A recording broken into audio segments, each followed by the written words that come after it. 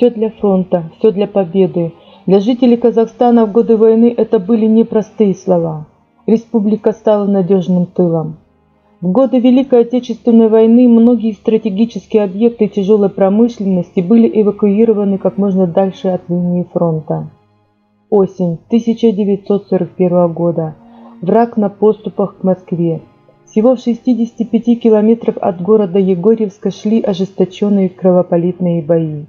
Руководство Егорьевского станкостроительного завода «Комсомолец», который с первых дней войны перестроился на выпуск военной продукции, получило приказ срочно эвакуироваться.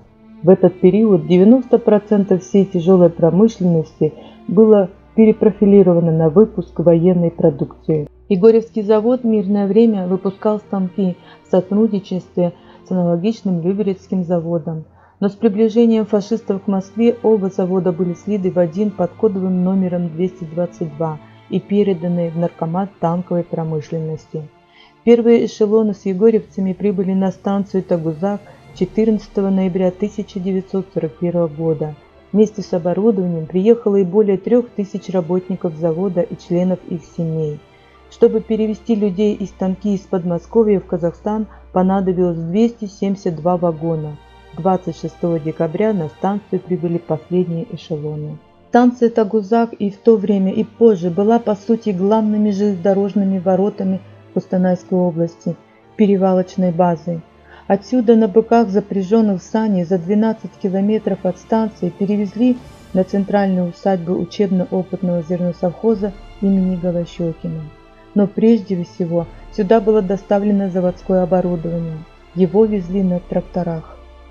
Тагузакский механический завод стал в годы войны единственным производителем автоматических танковых огнеметов. Военная продукция завода получила признание в рядах Красной Армии. Таких огнеметов не имела ни одна армия в мире. Таким образом, и заводчане, женщины и дети вносили свою непосильную лепту в дело разгрома врага. На фронте нет такого вида вооружения, снаряжения, продовольствия, в производстве которого не было бы доли участия Казахстана, могучего и неисчерпаемого арсенала Великой Отечественной войны. 1942 год для республики был также годом дальнейшего роста числа заводов, фабрик, рудников, увеличения выпуска промышленной продукции. Казахстан помогал бить врага и в то же время строил. Девиз «Все для фронта, все для победы» стал нормой жизни.